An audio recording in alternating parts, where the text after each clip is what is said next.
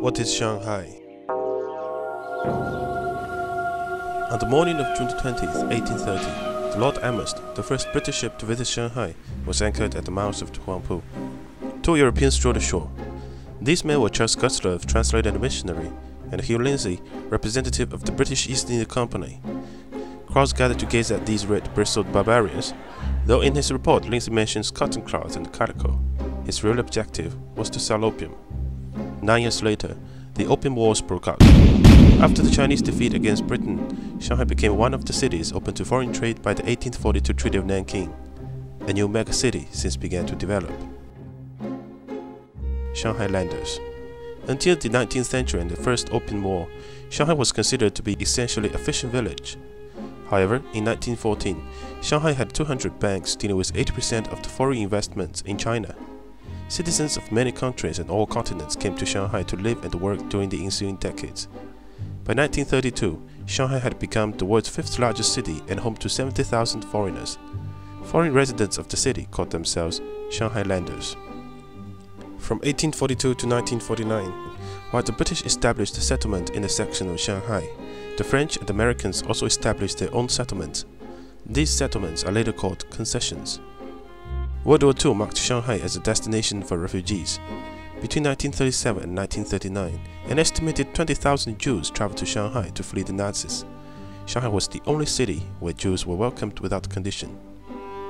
Today, the streets of the French concession and other foreign settlements have changed to become well-to-do neon-lit avenues, while the Bund, a stretch of Western-style buildings, is still representing the historic Western influence that dominated so much of the city's history. General facts. Shanghai is a city in East China. It is the largest city of the People's Republic of China and the 8th largest city in the world. Due to its rapid growth of the last 2 decades, it has again become a global city. It is also known as the Paris of the East. According to the 2009 census, Shanghai has a population of about 19 million, 4 times more than the people in New Zealand. Registered migrants comprised 1/3 of the population in 2007. However, as the most successful city of one-child policy, Shanghai has the lowest fertility rate in China. The main language spoken in Shanghai is, well, Shanghainese, one of the 248 Chinese dialects identified by Wikipedia. It is gigantically different from Mandarin. If one says something in Shanghainese to a Beijinger, he's bound to get a confused look and possibly some eye rolling. Shanghainese kids start learning English in the 1st grade. Like it or not, English is now a compulsory course for all pupils in Shanghai. In a decade's time, everyone in the city may speak English, or a hybrid language of Chinese and English, known as Chinglish. Economy. Shanghai means on top of the sea, but the fact is quite a lot of local Shanghainese have never seen the sea, as downtown Shanghai is more than 100 miles from the Pacific Ocean. And it is not blue as we may expect because of the pollution from the factories around Yangtze River Delta. In 2005, Shanghai was termed the world's largest port for cargo, and it is now the world's busiest seaport. It handled 29 million TEUs in 2010. 25% of Chinese industrial output comes from the city on the sea. And Shanghai produces 30% of China's GDP. By the end of 2009, there were 787 financial institutions in Shanghai, of which 170 were foreign invested. In 2009, the Shanghai Stock Exchange ranked 3rd among worldwide stock exchanges in terms of trading volume. And the trading volume of 6 key commodities including rubber, copper and zinc on the Shanghai Futures Exchange all ranked 1st across the world. Shanghai is now ranked 5th in the latest edition of the Global Financial Centers Index, published by the City of London. Urban development. One uniquely Shanghainese cultural element is the Shikumen residences, which are 2 or 3-story townhouses. The Shikumen is a cultural blend of elements found in Western architecture with traditional Chinese architecture and social behavior.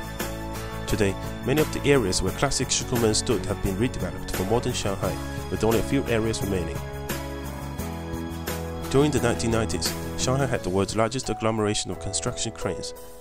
Since 2008, Shanghai had boasted more freestanding buildings above 400 meters than any other city. The Shanghai World Financial Center is currently the 3rd tallest building in the world. In the future, the Shanghai Tower, slated for completion in 2014, will be the tallest in China. Meanwhile, Shanghai is sinking at a rate of 1.5 cm a year. Shanghai's rapid transit system, Shanghai Metro, extends to every core urban district as well as neighboring suburban districts.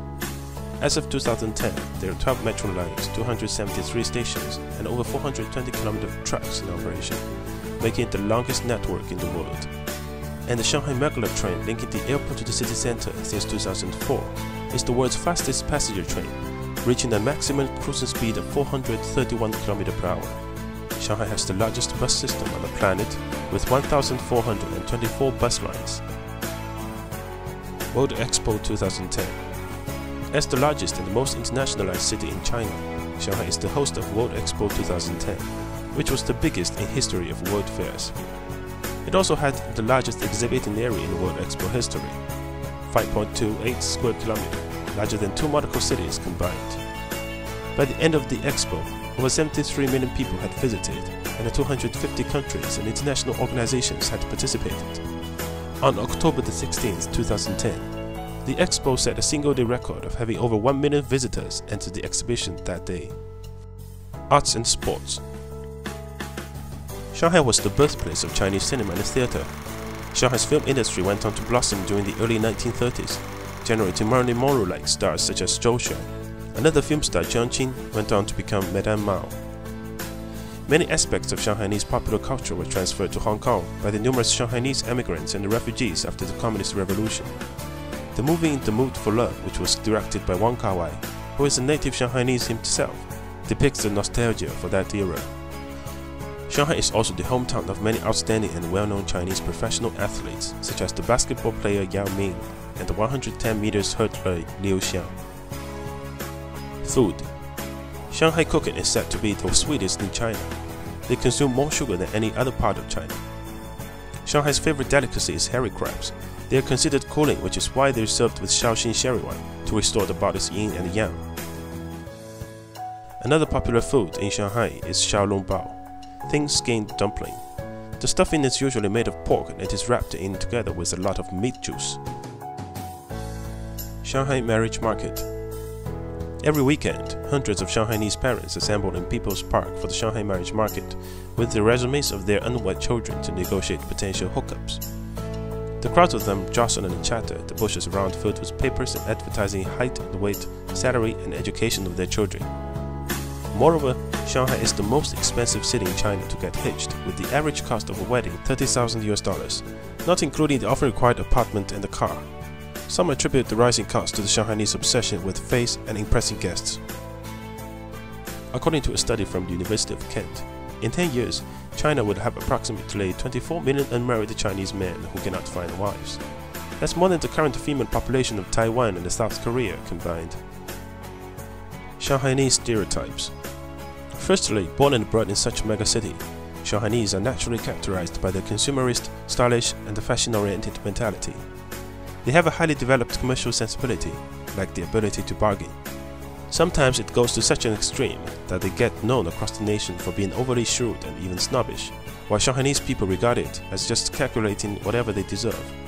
Like most inhabitants from big cities, Shanghainese are widely known to be disdainful of people from other parts of the country. Whether one is from Beijing or Guangzhou or other area of China, he is probably seen as odd or less civilized and certainly not welcomed by some old generation. It is not a problem for young Shanghainese though, as they grow up meeting different people from all over the country.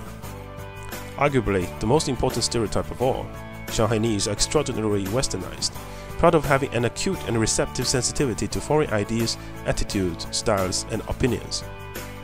Shanghai women are known throughout the country not only for their peerless elegance, but also for their careerism, independence, and strength of will. The city's men, correspondingly, are famed for their ready acceptance of female emancipation, along with their gentleness, marital pliability, and child-mindedness. On the other hand, they are sometimes seen as cowardly or sissy, and they are less likely to get involved in violent incidents. After all, thanks to the fact that they are family-oriented, romantic, and nice to ladies, they are widely considered to be ideal husbands. Shanghai, with its astoundingly low levels of violent crime and its confident professional women, has a distinctively feminine reputation, self-image, and atmosphere. Today, Shanghai is again one of the most prosperous cities in the world. Its cosmopolitan character, sophisticated and affluent consumers, and highly educated skilled labor force make it highly attractive to overseas investors. In the 21st century, it has regained its fame dating back in the 1920s as the paradise for world adventurers.